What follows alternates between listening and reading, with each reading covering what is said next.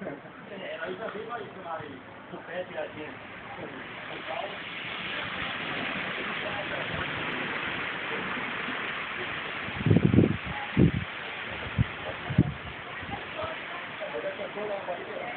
Será que ele chega em cima da Bahia?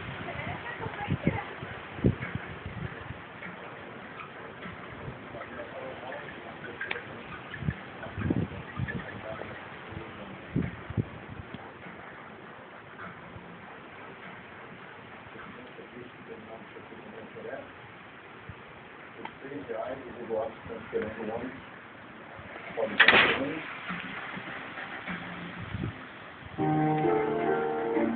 E que tal se distrair ouvindo música?